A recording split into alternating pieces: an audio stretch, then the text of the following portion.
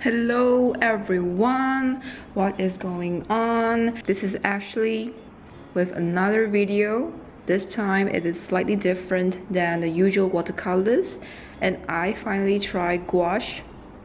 Seriously though, I had a hard time spelling this out every time I tried to type it out despite the confusing pronunciation.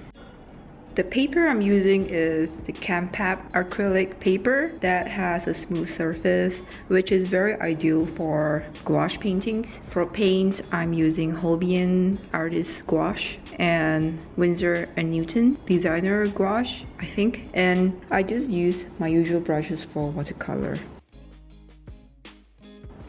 I start with a rough sketch, keeping it light-handed so it won't show up under the painting. As this is for practice, it is very important to keep it loose, like a bowl of spaghetti. To allow yourself to make more mistakes. I find that I learn more from making mistakes than avoiding them. Onto the base, which basically means to paint out the shapes of each element. I wasn't sure what I aimed for while painting the forest at the background, but clearly it seems like I'm letting the brush doing its thing. In case you might be wondering what's a gouache, to put it in simple terms, it's like an opaque version of watercolor. The paint has a thick consistency and it is water soluble, so you can dilute the pigment with water just like how you use watercolors. Not to be confused with acrylic gouache, as it is acrylic based, while traditional gouache like this is more of a water based in which it can be reworked in future. This painting is referenced from a Studio Ghibli movie. I think it is Totoro, I'm not really sure.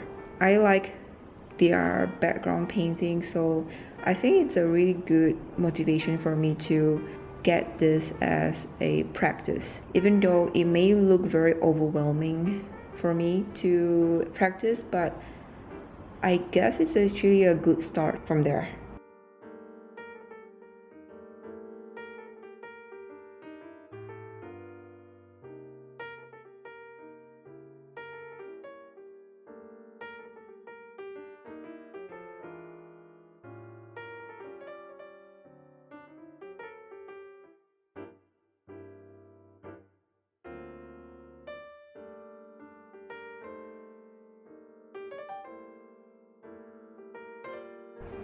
Gouache takes a few trial and error to figure out how the pigments work. Certain colors may end up muddy or chalky depending on how they are mixed. For example, to create a violet shade, I combine vermilion, which is an orangey red shade, to ultramarine, resulting a dark reddish brown shade that doesn't look pleasant. So sometimes mixing colors in gouache, they don't really act the same as how I mixed in watercolors. So basically you need to get your game on color mixing right.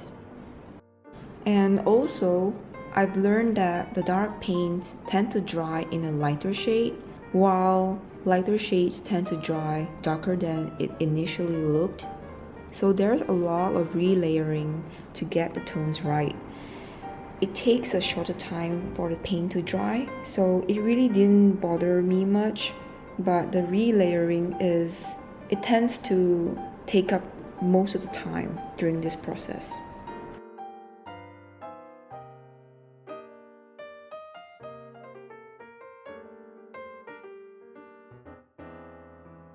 Sometimes I like to listen to hip hop and BTS to actually amp up my mood to keep on going. While painting, while practicing, it's actually very good to listen to those very high beat music to keep yourself motivated and possibly to get yourself distracted from feeling very uncertain about things. To be honest, this practice is meant for simplified landscapes, but I got carried away thanks to BTS. I got carried away with all the details, but I think it's alright. I think it's okay to commit through to commit 100% through the painting to see how far I've come.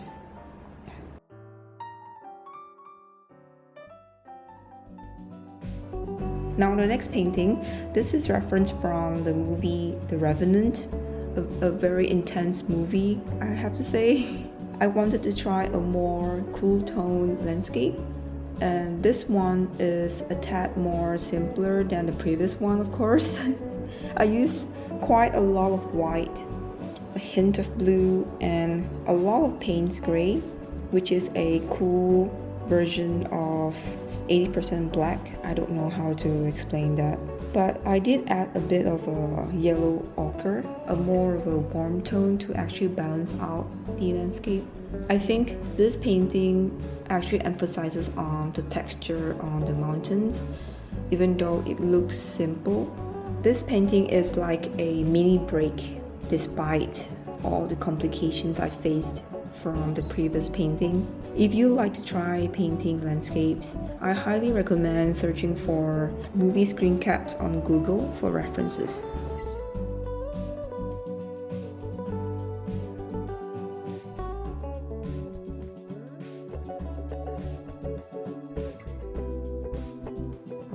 Unfortunately, I have to cut this into 2 parts, so there will be 2 paintings, 2 landscapes for this part 1 video and another 2 for the next part.